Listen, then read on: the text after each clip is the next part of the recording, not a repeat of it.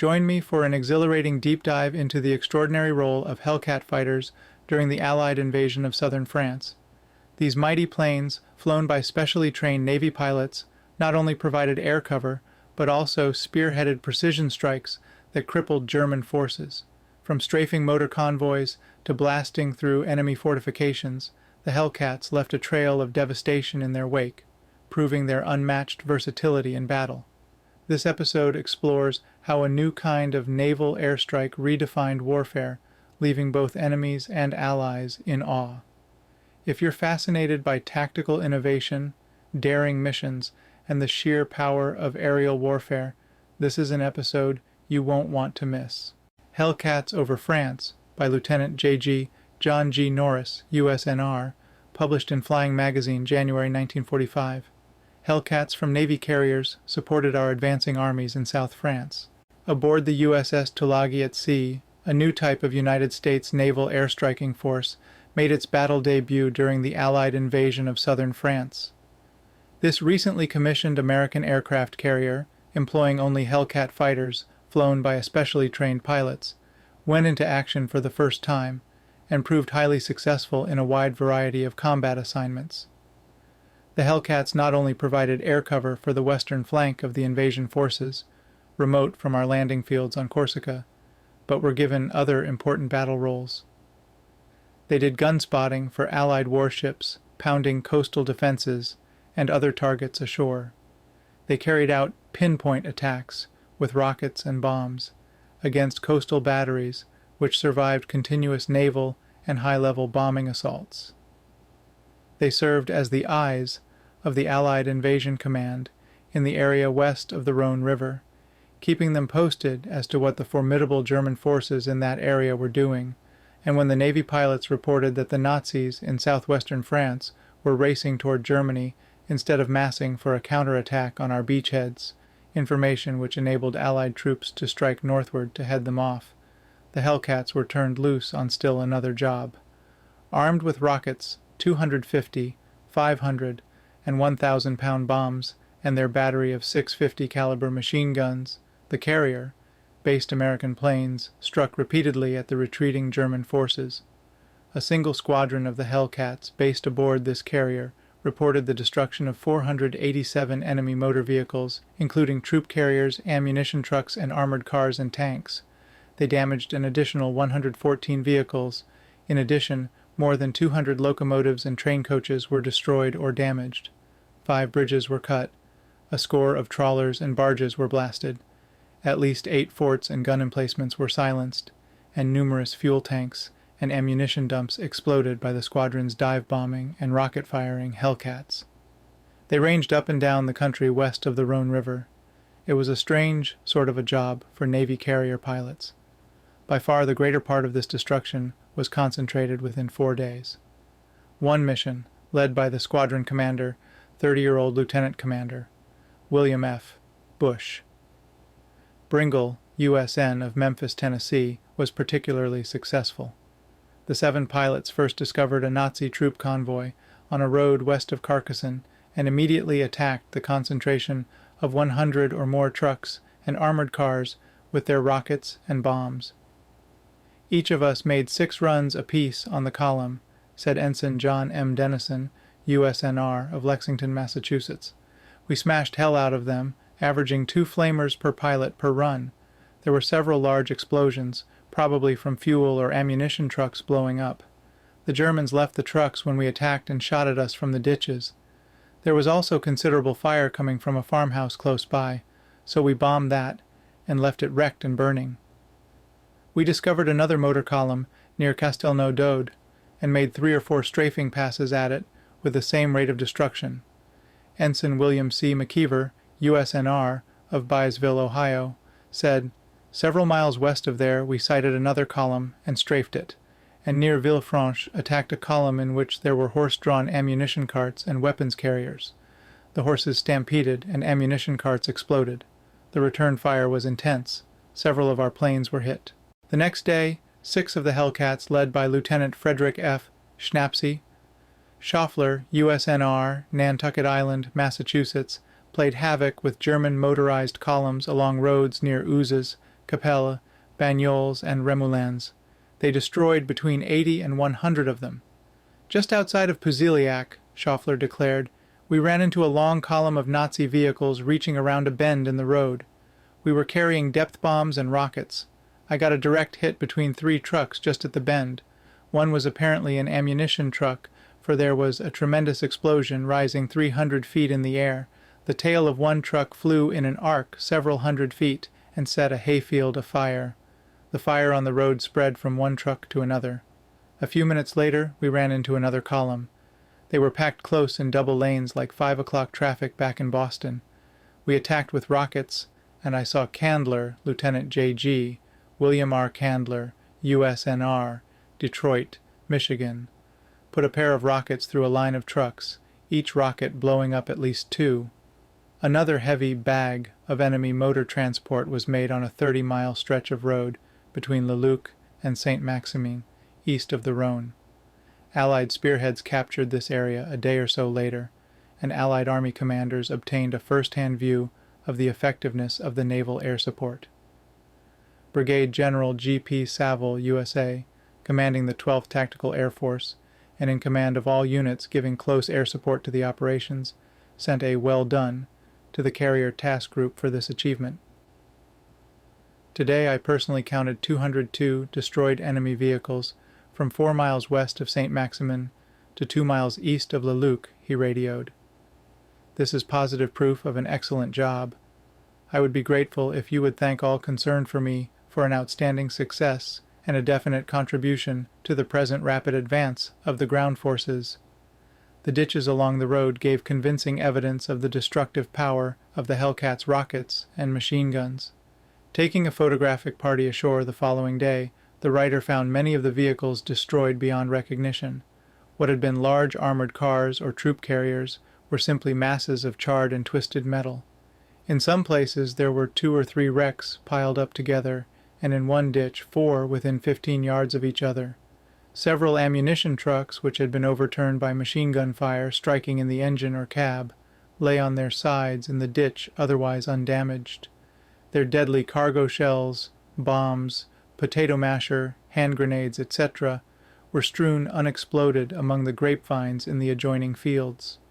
The Hellcats had an equal amount of success attacking trains. The squadron destroyed or damaged 23 locomotives and 185 coaches, scored bomb hits on 5 bridges, and made 17 other railroad cuts or blocks. On one occasion, Bringle noticed what appeared to be a forest moving. They swooped low and saw it was a 15-coach train covered with branches. The Hellcats attacked and left the troop train smashed and flaming. The retreating Germans tried many such camouflage tricks in an attempt to escape notice during the day so they could move at night, but the low-flying Navy fighters detected the branch-covered trains and trucks. One ruse might have fooled them had it not been for the keen eyes of farm-bred Ensign Dale N. Diederich, USNR, of Clayton, Kansas. Flying low over a plowed field, Diederich was puzzled by something peculiar about the clump of trees and bushes in the center. Then it dawned on him. The plow furrows ran straight into the clump instead of around it. He called to his mates, and down they went, strafing a group of cleverly concealed German cars and trucks. The work of the Hellcats against German forces trying to escape from southern France was easily the most spectacular phase of the carrier plane's activities in the campaign. It was of inestimable importance in slowing down and bottling up the retreating enemy army. But this new use of carrier aircraft was not the primary purpose of their inclusion in the South France amphibious operation. In the advance plans for the invasion, their principal roles were to provide air protection to the left flank of the landing, and to direct the gunfire from the battleships and cruisers in softening up the German shore defenses.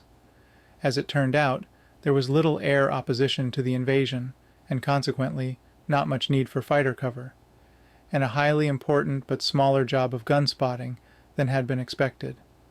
Thus the Hellcats were able to devote much time to profitable attack missions behind the German lines. This use of a single type of plane to perform so many functions is new to United States Navy carrier aviation. Normally, our big battle carriers contain striking teams composed of Curtiss Helldivers, dive bombers, Grumman Avengers, torpedo bombers, and Grumman Hellcat fighters, while baby flat tops usually have a team of Avengers and fighters. The only prior one-type carriers have been ships providing fighter protection for a large carrier task force. In introducing a new kind of naval air punch, a small carrier equipped with one type of airplane, which is at once a good fighter, gun spotter, dive bomber, and rocket-firing attack plane, the United States Navy may have devised a weapon of great potential value. The planes themselves were the new F-6F-5s, which have at least 6 principal improvements over their predecessors, the F-6F-3s. The engine cowling has been further streamlined, the rough-surfaced paint has been replaced by a waxed, mirror-smooth, polished aluminum surface. New engine cowlings make it possible to maneuver the plane with greater ease.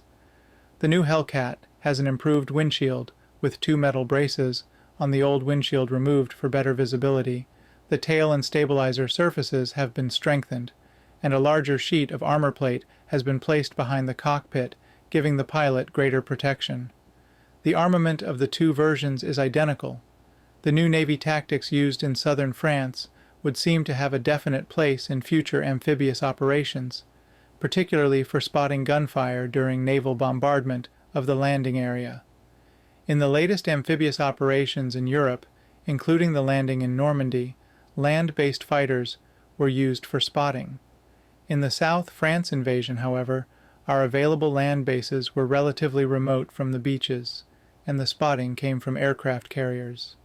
The Navy was ready with such carrier-based fighter spotters. Lieutenant Commander Bringle's VOF squadron had been in training for months for an assignment of this nature. The unit was assigned to the USS Tulagi, one of the Kaiser-built baby flat tops. The captain is a Naval Academy graduate of 1921 and has been flying in all types of planes since 1926. A sister ship of the Tulagi, the USS Katsanbei, with a squadron trained in fighter tactics, dive bombing, and rocket firing, though not spotting, also was selected for the operations. The 2 carriers, with escorting destroyers, and 2 American-built small British carriers, HMS Hunter and Stalker, were formed into a task group and placed under command of Rear Admiral Calvin T. Durgan, USN, of Palmyra, New Jersey. Admiral Durgan is a veteran sailor and airman. He was graduated from Annapolis in 1916, served on destroyers in the last war, and has been flying for 25 years. He commanded the aircraft carrier Ranger in the North Africa landings. Another task group of 5 American-built British baby flat tops under Rear Admiral Thomas Trowbridge, RN, also joined Vice Admiral H.K. Hewitt's naval forces for the landing. They were equipped with Supermarine Seafires, American Grumman Wildcats, and a few Helldivers. When the naval bombardment preceding the landing began, the carrier-based Navy pilots were over the German fortifications. They stayed over them in the face of heavy flak, directing the warship fire as the coastal guns were knocked out one by one. Perhaps the outstanding spotting job was done by Ensign David E. Robinson, USNR, of Chicago. He went out with Lieutenant Commander Sandor on D+5 to direct fire on some guns that were still firing at our ships. Sandor was to do the spotting, with Robinson flying on his wing to watch for flak or fighters, but the former had trouble with his radio, so they reversed positions. Robinson first located a battery of 4 medium guns on Cap Sissi. He had the ship on the target in 5 salvos, and the battery was completely destroyed. Then he directed fire from the USS Nevada's 14-inch guns on a 6-gun battery in a concrete revetment. An intense anti-aircraft barrage was put up against the 2 American planes, but Robinson spotted the target for the battleship until it was destroyed. Then they tackled a 3rd target, 6 or 7 heavy guns on Cap Capet. They were well camouflaged, and visibility was none too good. Robinson could not see them from the altitude he had been flying, 1,000 to 3,500 feet, so he dropped down to 100 feet. He located the guns and directed the ship's batteries on them until they were silenced. Robinson put on the finest exhibition of spotting I have ever seen, said Sandor on returning to the ship. At the complete disregard of his own personal safety, he flew right down to the targets to make his observations, His spots were faultless. Sometimes, however, enemy guns would keep on firing despite the heavy bombardment. Then Hellcats loaded with rockets and bombs went into action. There was one fort on Port Croce, a small island off the coast, that kept shooting at our troops landing on the beaches, despite every attempt to knock it out. An 8-plane flight, led by Lieutenant Commander Sandor, attacked the fort, dive-bombing from 7,000 feet out of the sun. 2 runs were made with depth bombs and rockets, and many hits were scored. Planes from the Quezon Bay and Seafires from the British carrier followed up the assault. The fort surrendered in a couple of hours. During the landings and the fighting to secure our beachheads, there was little opposition from the Luftwaffe, but although the Navy fighter pilots failed to encounter any Nazi aircraft while spotting or flying air cover over beaches and fleet, they did not go scoreless in operation. They had to fly nearly 150 miles inland to find enemy planes, but they got them.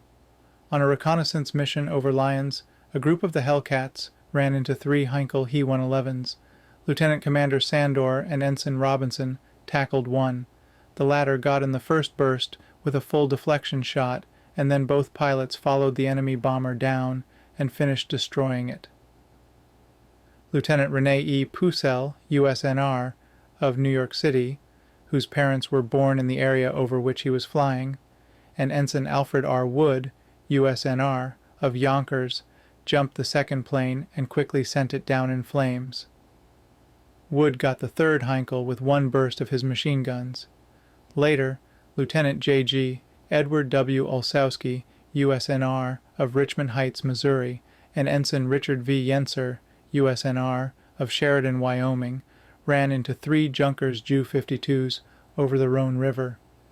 Both American planes had previously been damaged by flak in attacks on Nazi motor columns and had used up most of their ammunition. Olszewski had only one of his 6 guns firing, but he shot down 2 of the enemy planes, and Yenser got the other. This made a total of 6 enemy planes for the squadron, all they saw in the air during the entire operation. But though the Luftwaffe gave them little trouble, the anti-aircraft fire was something else. Planes going out on spotting or attack missions a large portion of the time returned with flak holes in them. Some of them did not return, although in all but 1 or 2 instances the pilots parachuted safely. A veteran fighting French pilot taking part in the operation declared that the Ack over Toulon was the heaviest he had ever seen, and he had flown over Berlin and many other targets in Germany. The beating the Hellcats took from flak and yet kept flying was a tribute both to the ruggedness of the airplane and the job done by the Tulagi's plane maintenance crews. The mechanics and other plane repairmen under Lieutenant Edward O. Hudson, Jr., USNR, of Mexia, Texas, would grab the shot-up planes as they came down on the Tulagi's elevators and work on them all night. Almost invariably, the damaged planes would be ready for operations the next day. Once a Hellcat received a 20mm shell hit in its engine, the missile going through 3 cylinders. The plane was flown back to the ship and made a normal landing. The next day, it was back in service.